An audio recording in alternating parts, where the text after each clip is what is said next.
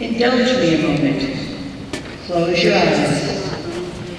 Breathe through your nose and smell a flower.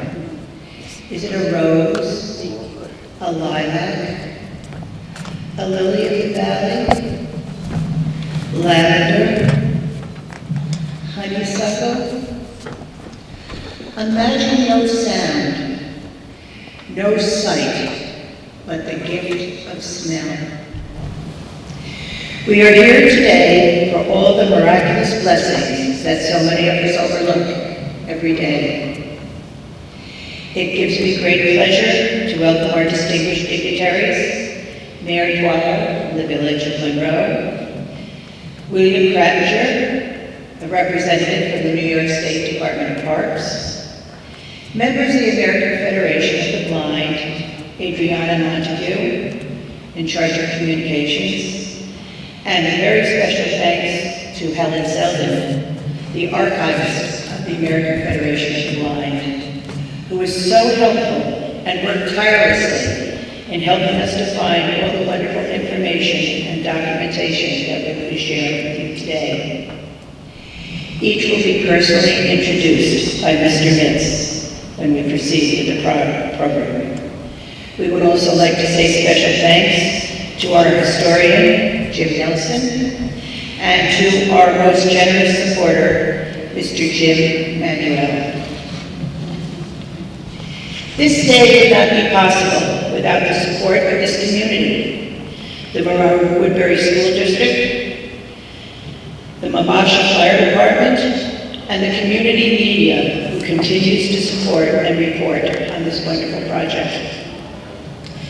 My name is Ann Taylor, and I am the president of Rest-Haven. I welcome all of you to share this special day with us. The Preservation of Rest-Haven is a not-for-profit organization whose main purpose is to educate and maintain a historical presence in the town of Monroe. This magnificent home was built in 1903 by Charles McKendricks and was purchased in 1923 by M.C. Miguel and his wife Alyssa, whose vision was to provide a sanctuary to the visually impaired and share this property with the American Foundation of the Blind from 1923 to 1968. The property was sold to the Lance family in 1968 and was used as private residence until 1976. At which time they left and rented this property to ARC of Orange County, until it was purchased by ARC in 1986. In those 41 years, the house became too difficult and expensive to maintain. Our program will begin with the dilapidated condition of the home when it was purchased in 2016. Once the home was in contract, it was discovered that this house has historical significance for being a summer retreat and respite for visually impaired and hearing impaired women in the tri-state area. Helen Keller was a regular visitor. Approximately 6,300 people were served at Rest-Haven during this time. We will be showing the original 1962 movie, The Miracle Worker, starring Patty Duke. This movie has a special connection as the baby who played Helen Keller as an infant is our own Rockland County native, Pamela Freeman. Hopefully this movie will move you to help understand why it is so vitally important to support the rights and secure the funding to provide services to those with special needs. As you watch this movie, prepare yourselves to be challenged, inspired, and reflective. At this time, I would like to present Mr. Timothy Mintz, who will continue the program where it started in 2016 and where it is now, 2018. Thank you.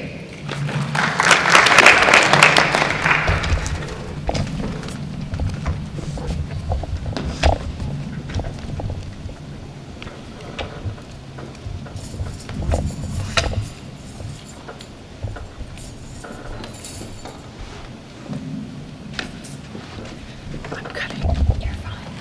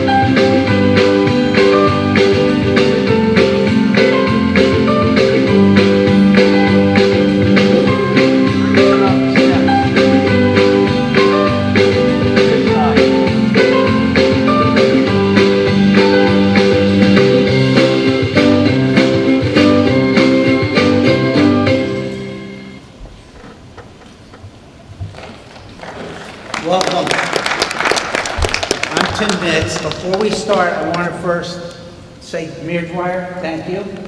He's a strong advocate for protecting Monroe's history. I know he's working on some projects himself that are actually connected, and you're going to see connected to Rest Haven. Could we turn the lights down a little bit? Now, I want to also thank, before I start, this isn't just me that did this. HR Corp owns the property, but Ms. Pamela Lee here, she has been my painter and support and backer. Thank you for that.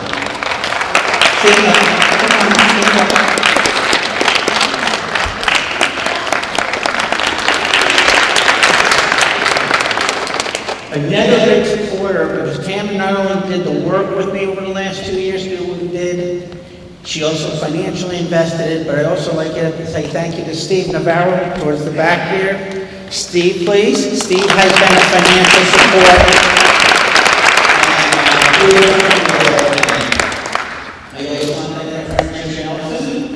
Who has been there for me. He has helped me to put the pieces together that today you're going to find is really cool what you have. So we start with, this is a map, 1903, of the Village of Monroe. And it's a very unique map about the village. And how you'll notice, I'll point out, right there is Charles Krattinger. And he's just near the pond, about 2 blocks off of downtown Monroe. Here's the 1903 article with the Warwick Valley Dispatch. It was issued February 11, 1903. The omen to this is I was born February 11, 1966. And this isn't the only one.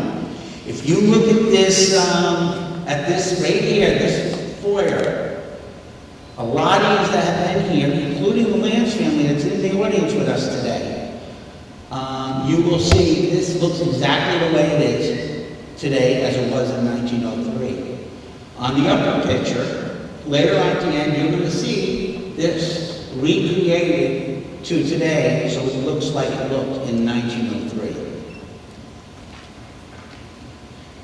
Here is the original corporate papers for Rest Haven as a non-for-profit. The records were gotten from the archives of the American Foundation for the Blind, and was provided us with a lot of the records we have today. And as we move on, here are the corporate papers. Here's the significance of these documents. If you look right there, the members of it were M.C. Miguel, his wife. Yet other names in the community like Newberry and I believe Knights up there. This was a community organization that involved a lot of very well-known families in this community. To this day, you have Newberry Street, you have Knight Street.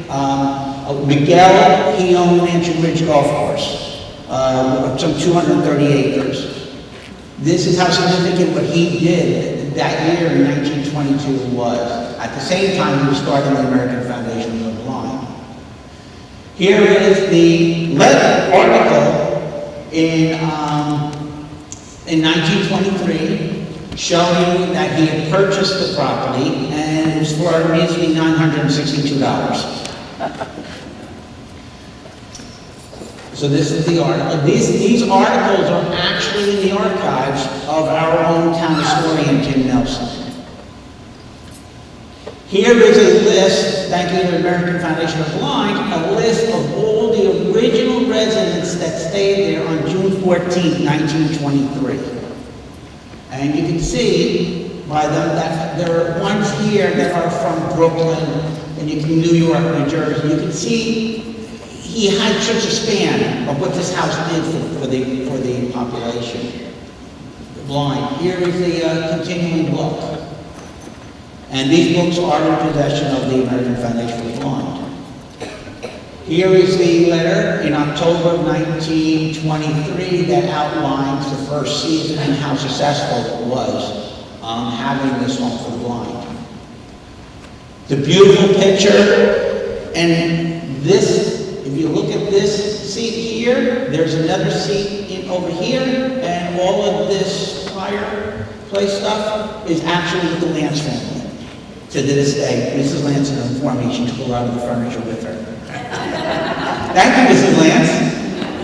A letter, article that we have about Helen Keller visiting Monroe in October 29, 1931. And that was just on the heels of her becoming a trustee for the American Foundation for the Blind, which I believe proceeded in 1932. This list of names is interesting, and there's an omen to this too. This is a list that was out of the Time Herald newspaper. And this is a list of a play that was being put on in the community by blind women. What they were trying to do is teach them how to get around without a cane by teaching them theatrics. Here's the irony. Here you got Van Tassel. My grandfather's name was Boyd Van Tassel, land baron in Suffolk, who owned north side of 17 and the east side of 9W, a Nyack. Pam's mother maiden name was Ness, and she was born in Scotland. Well, Pam ended up marrying a Lee in New York. So that's the irony of how the relationship is. Here are the girls in August of, I believe, 1947 it is. They would celebrate Christmas in the summer because the house was closed during the winter times. Here's the interesting part. Notice some of the names coming up. Monroe Lions Club. Monroe High School auditorium where we sit today. Some 80 years ago, 70 years ago that was. There's another name that in our community as you go down Monroe Taxi. You'll see in this playbook. And as you look at the names, this is how this community was dedicated to what Mr. Miguel was starting and what this house means to Monroe. And Steve and I took it up on ourselves to make sure that this house stays like it is. Here you'll have more names.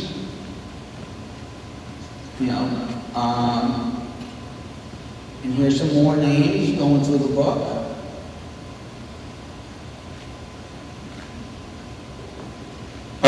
Her favorite, Marjorie Rockland,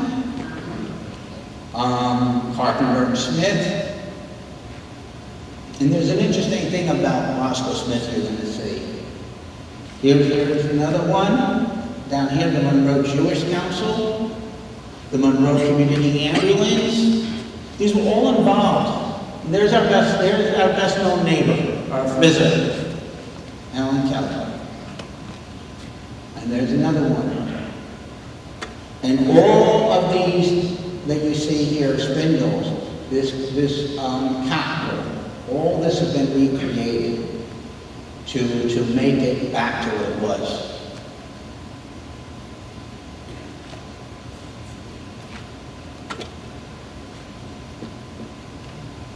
And there's Mr. Miguel with the girls too.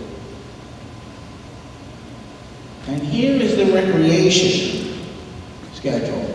And you'll look down and see all the things the girls did. Greenwood Lake, and that's what those questions that you saw earlier all have in common. They're all connected one way or the other. Roscoe Smith has Museum Village, even the Captain's Table, they're all colonial there, they're all connected to Rest Haven. That's how important that this community felt about the blind girls and helping them out. In fact, Mr. Nelson, our town historian, grew up for a few years down the street from there, and he used to watch the girls walking down the street holding the rope together. It was kind of interesting. And these are the programs, and you'll see a lot was involved, including Round Lake. This is a list of the last residents that stayed there, which we were able to obtain. It's amazing how much I was not able to, even in this program, get a fraction of what there is out there today. Here's some more names. I'm just wondering how many of them are still around. That's my next investigation.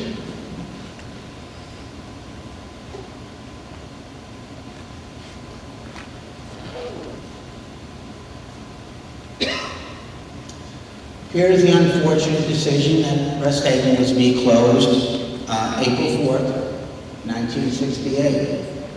But there's an interesting paragraph, and it's right here. And it says whether the name Rest Haven will become a past story in Monroe or something significant was yet to be determined. I think we already figured out. Rest Haven was a mighty good program that they had going back then, and we got very lucky to have them in our community. Here's the unfortunate sale in 1968, but we were fortunate enough that the Lance family, and this is them in 1970, that they purchased the house, and they were very keen with not changing anything. I know that Mr. Lance was a land surveyor in the area too, and he wasn't into that. So there's the house in 1903, and here's the house today. So all you want to see that again, people, I love doing this, just look at that. I just can't stop.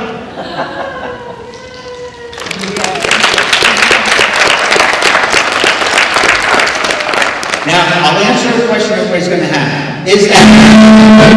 Sorry about that. Sorry about that. Sorry about that, folks. Yes. Every night I get slapped in the head to get up. That's my rise. And no, I'm only kidding. The house is not haunted. It's a very comfortable, loving, caring house. Everything from when McKendrick's built the house to today. This is a house that you need to see. It's a house that needs to be saved. And it has been saved and will stay saved. And we will make sure that we protect the community just as all yous want to see it protected. And I know AFB would love to see it protected. I know definitely the mayor would love to see it protected. And it has a very strong history with the Roscoe Smith House and both Museum Village. So I encourage you at some point to follow us, and maybe we can open the door up for some of you and you can come in and see the house and spend a few hours there. So I thank you very much.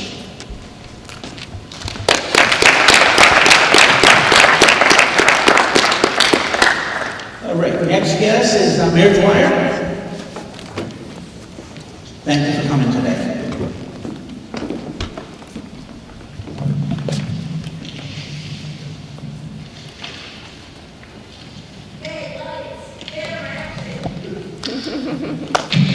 First off, thank you, Tim and Pam and the Board of Directors of Rest Haven, the American Foundation for the Blind, the Lance family, AHRC, its members that are here with us today, and all of you that are present who have come to honor Rest Haven, its beginnings, its residents, and its place in history here in the Village of Monroe. Good morning. I am Dwyer, as Tim has said. I am the mayor here in the Village of Monroe, and I'm absolutely honored to welcome you all here this morning and later on this afternoon back at Rest Haven. I am honored to have been given this opportunity to speak to you on behalf of Rest Haven. My first thoughts in how I wanted to address you all this morning was to understand how we have come to be here this morning and to acknowledge the history of this home. One staple that I live by is to always scratch the surface to see what's underneath. The path that has traveled to get us where we have seen it and what we will take from it and move forward with it. I believe that's paramount to everything that we do in our lives and is so the same here with Rest Haven. Rest Haven has from its beginnings as a home for the McKendricks addressed the nature of its architecture, a beautiful piece for the time, both in its interior and its exterior. During this Gilded period, the owner would commission a structure, and based on his place financially and in society, would make his home a reflection of that status. Having chosen Monroe as the place to build his home, he chose an area that offered many lakes, breathtaking views, accessibility by road to reach commerce, train service, all which spoke to the quality of life and the richness of Monroe in these same terms.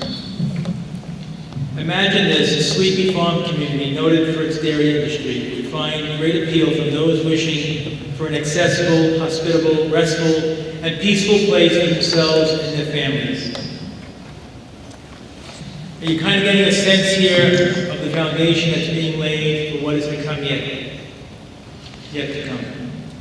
The gentleman with an uncanny intuition for great opportunity knows this property and has an acute appreciation of Monroe, both as a resident himself, as well as having friends who also live in Monroe.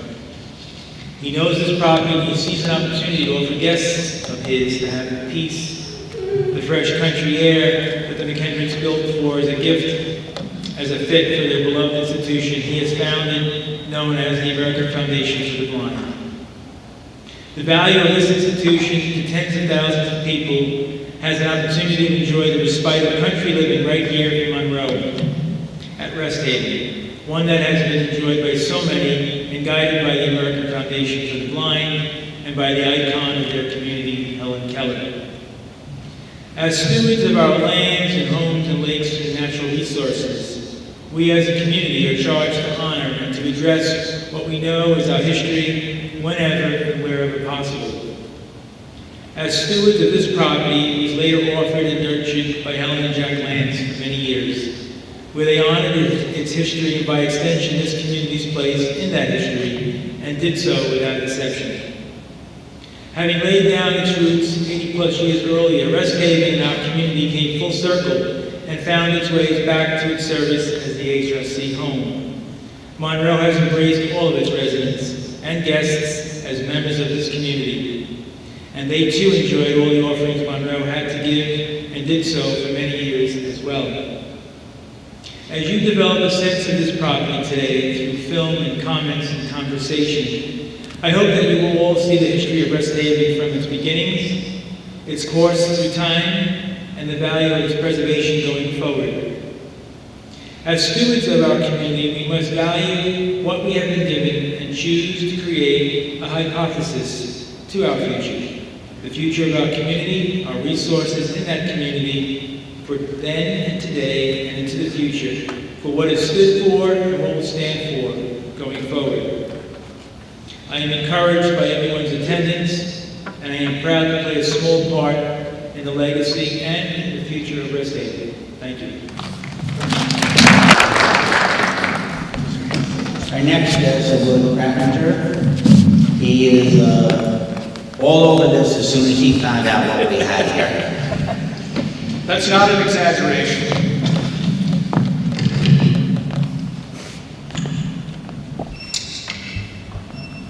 Thank you for having me here, Tim. Thank you to everyone who has come out for this wonderful day. By way of context, I've spent almost 20 years with the State Division for Historic Preservation, part of the Parks Agency, working in the National Register program, during which time I fielded hundreds upon hundreds of National Register applications. I've worked on projects great and small. I have seen an incredible cross-section of New York State's history, the good, the bad, the ugly, the mundane, the superlative. I feel very much honored to have had my career doing this for that sort of exposure. So I'm going to just present some remarks based upon my experiences with this property. And of course, as Timothy said, when I first saw this, and I'll explain some of the context, I was absolutely flabbergasted. And the more that I dug and the more information that AFB and others provided, this was clearly a place of exceptional importance. And I will say now listed on the state and national register, and so important that it's potentially being considered as a national historic landmark, which is the highest distinction afforded to historic buildings and resources in the country, meaning that the history is of a truly transcendent and national significance, not state, not local. It satisfies those, but it has components that lift it to the highest level, if you will. I can't remember if it was by phone or email that Timothy first contacted me, but he reached out and said, well, we've got this place, and it was a home for blind women in Monroe, and I didn't have a picture of it. So usually in my mind's eye, I can sort of develop some sense of what a place might be or look like. And I had no idea. Was this some sort of institutional building? What exactly was this? I did not know. But after speaking with Timothy, who submitted an application, I said, yeah, I'd love to come down and see it. Meet with Mr. Nelson, who I had the pleasure of working with early in my career, with my mentor, John Bonafide. And as I came down High Street and saw the house, I said, oh my gosh, this is pretty incredible. You know, and that's just a view of the building and its outside, you know, but at first blush, I said, this is a pretty major piece of architecture. That was very much apparent. And these are pictures from that first exposure I had to the building. And in going inside, I was further, obviously, impressed by the quality of this architectural resource. And this is not even in consideration of the Resthaven history. This was just an incredible piece of domestic architecture, which of course had even further significance as we know now.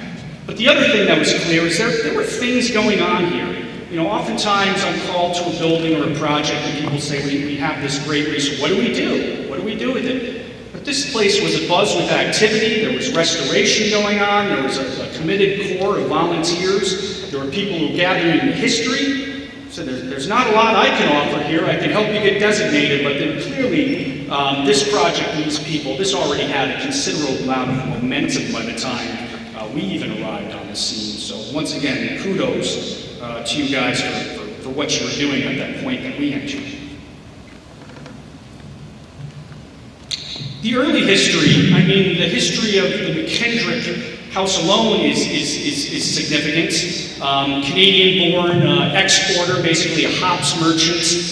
It said when McKendrick went into Schoharie County, into the hop-growing country, people became very excited. McKendrick's going to make a big purchase. This was a man of considerable financial worth and means, who in 1903 built a truly incredible piece of domestic architecture in what we call a colonial revival idiom.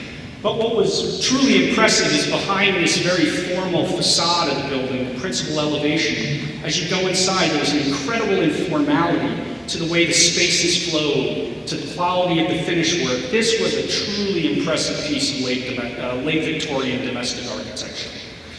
And I'd say, although these many visitors, we say 6,000 plus visitors who came during its period of operation, although they couldn't see this building, I'm sure they had a sense as they moved through these flowing spaces and, you know, in this incredible landscape grounds that this was not institutional housing. This was a building of stature in a tremendous place. And I think Miguel, in doing this, really provided a certain dignity, not only a vacation spot, but a true place of dignity and retreat for these individuals who got to experience it. When I first worked with you, Jim, and I first did some work in Monroe, probably 15 years ago or so, I first became exposed to MC Miguel, learned about his legacy, what he had accomplished. Here's another person who basically, from limited circumstances, as I think a 15, some large family, at age 15 he was left to basically take care of his family, got a job as a clerk, slowly worked his way up until he became an incredibly prosperous silk manufacturer who owned manufacturing facilities in a number of locations. But Miguel, in spite of his wealth, he decided that he was going to commit himself to philanthropy. And this began after the First World War, touring Europe, seeing soldiers who had been blinded, and that was really what piqued his interest in helping the blind, creating the American Foundation for the Blind, and ultimately establishing Resthaven, which he did in anonymous terms. It was not about drawing attention to himself. It was about creating this place, this remarkable place, for which he really wasn't looking for credit. In the beginning of my talk, I said, what can history teach us, or what can we learn from it? There are so many things within the story that are relevant to us today. The individuals involved and what they did for their community and for their fellow man. And of course, the topping on it all is the involvement of Helen Keller, and to have that direct link to this property. I was thinking in my own youth, as we learn about history, we learn about George Washington, we learn about Abe Lincoln, we learn about Helen Keller pretty early on. It's a historical figure I remember from very early on in my life learning about. We talk about someone who overcame such incredible obstacles to become a true icon and a beacon to others. So to have her involvement here is truly remarkable, and it is what really, between Miguel and Keller, elevates the stature of this place to a truly, I would say, national profile, and I don't say that lightly. Tim stole my thunder. I remember when I first found this quote in the piece, whether the name Rest Haven will have future significance or simply become part of Monroe's history is the question raised by a recent announcement. And that announcement was that these groups of blind women who had become such a part of Monroe that people saw, that our historian here saw himself, were no longer to be a part of summers in Monroe. People took notice of this. We are so fortunate. In many instances, we interpret our history through books, through signage. Very often we don't have the actual artifact, but we do have that.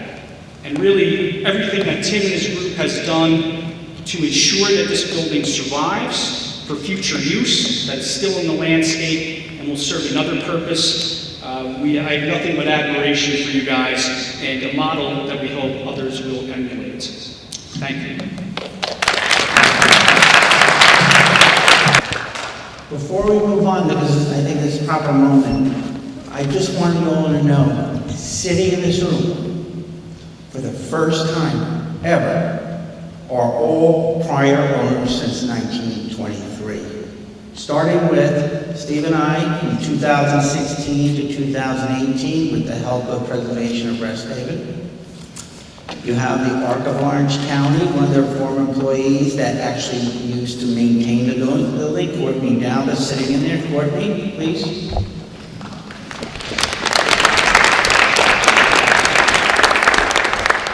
Grace of Miracle and God. We've got the Lance family in the audience.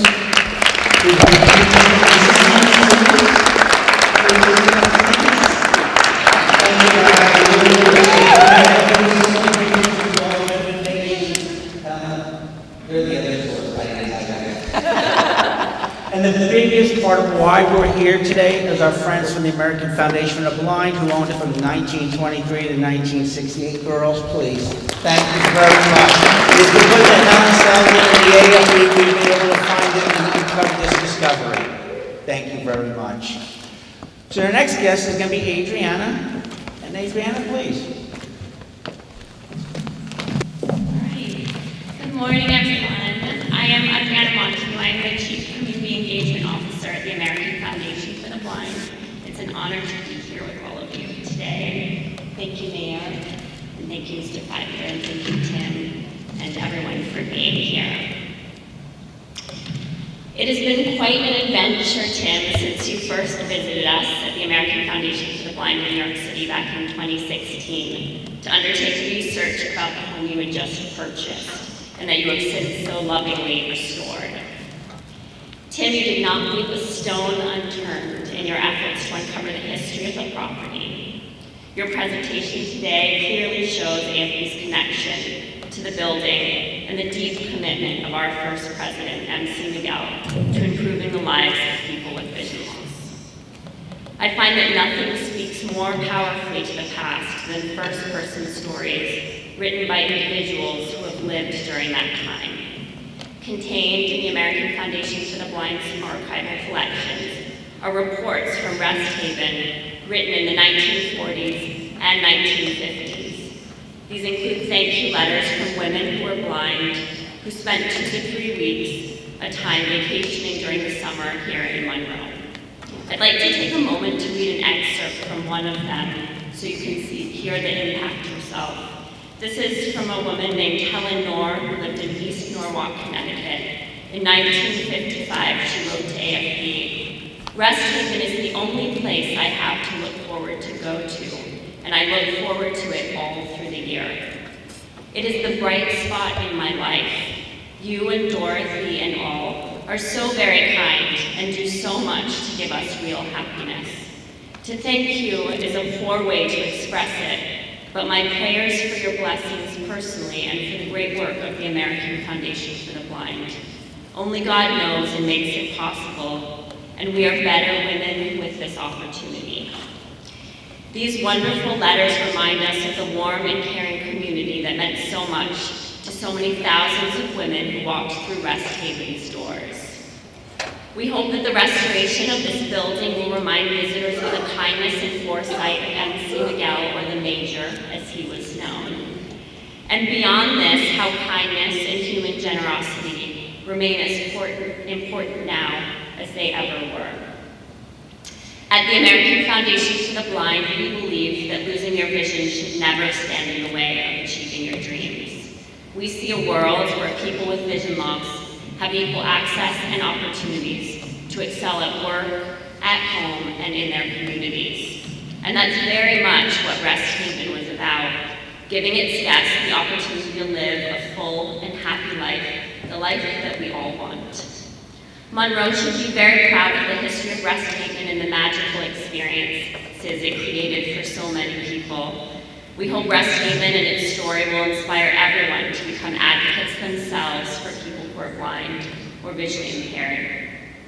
AFB's President and CEO, Kirk Adams, could not be here today, unfortunately, but he sends you, Tim, his wholehearted gratitude for championing the restoration of this important piece of AFB's history, and in doing so, furthering the cause of people with vision loss. Thank you very much for joining us today. Next is Helen Sullivan, my dearest friend, who wasn't for her in that picture. I blame her.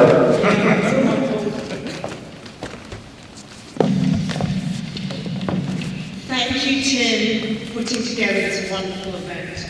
You are a born researcher, Tim, unstoppable in your efforts to learn more about the past and specifically the history of Rest Haven. Among the many fascinating things you discovered is that Helen Keller did indeed visit Monroe, the Monroe House. A fact that gives me a terrific excuse to talk more about Helen and the Helen Keller Digitization Project. Helen Keller was the most recognized person with a disability in the 20th century. She was born in 1880 and died in 1968. She became deaf and blind at the age of 19 months as the result of an illness. Under the guidance of her teacher, Anne Sullivan, she famously learned to communicate at the age of 7 using tactile finger spelling. But that was just the very, very beginning of an extraordinary life. Keller changed both the public perceptions of what it means to be blind, as well as the real, everyday lives of those living with vision loss. For over 6 decades, she used her enormous popularity, not only as an advocate on behalf of those with disabilities, but also as a feminist, suffragist, social activist, pacifist, and published author. AFB remains the very proud caretakers of her archive and legacy. This archive, with over 80,000 items, is the world's largest repository of letters, speeches, press clippings, scrapbooks, photographs, artifacts, and audio-visual materials relating to her. It includes materials from or by 9 US presidents, as well as leading figures such as Mark Twain, Perles Huck, and Albert Einstein. The collection is now available online, thanks to funding from the National Endowment for Humanities and generous support from the public. Very importantly, the site is fully accessible to those who are blind, deaf, hard of hearing, and deafblind. This digital archive is an opportunity to encounter a renowned historical figure in a new, dynamic, and exciting way. Despite her fame, relatively few people know the breadth of her life and work. For instance, that she wrote 14 books, as well as hundreds of essays and articles. The digital archive is a tremendous educational tool for students both with and without disabilities, all of whom can undertake research on the site independently. The history of those with disabilities has long been relegated from mainstream education. We are delighted that children who are blind or deafblind can now see themselves in history, and children who are sighted or hearing can learn about the achievements of those with disabilities. So what can you do on the site? As you probably noticed, the main page of the website is up behind me. When you reach this landing page, you'll see tabs at the top, blue, about the archive, browse, search, and help. Using these tabs, a researcher can undertake in-depth searches by specific subjects and keywords. Also, a visitor can create his or her own online account and start saving items of interest for later use. Below these tabs, taking up a large portion of the screen, are 4 quadrants. These areas enable the visitor to enjoy a more curated approach to learning about Helen Keller. Helen is very often chosen as the subject for students' National History Day projects, so we created an area that answers many of the questions that students ask. At the end of the day, the site is a gold mine for both the young and old, the academic and the just curious. And I have to say this, the URL is afb.org/Helen Keller Archive, so please be sure to check it out and make sure the students here learn about it. This project is an important part of AFB's efforts to educate the public about the blind and visually impaired community and to transmit our nation's cultural heritage to future generations, both in the United States and around the globe. We have no doubt that Keller would be thrilled that her collection is the catalyst for the creation of groundbreaking technology for those with disabilities. Very few men or women have directly improved the lives of millions of other people. Helen Keller did, and she did it with gusto. Here's hoping that we can take a fraction of her energy and put it to as much good use as she did. Thank you.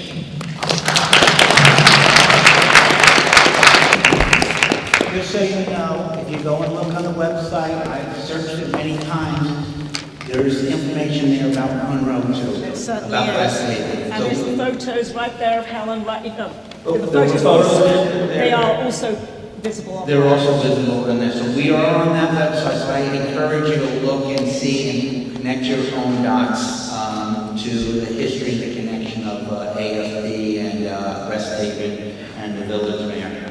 So I thank you all for coming. We're going to take a 10-minute intermission, and then we're going to play the Miracle Worker with Patty Dew. And thank you for your time today, everybody. Thank you, everybody.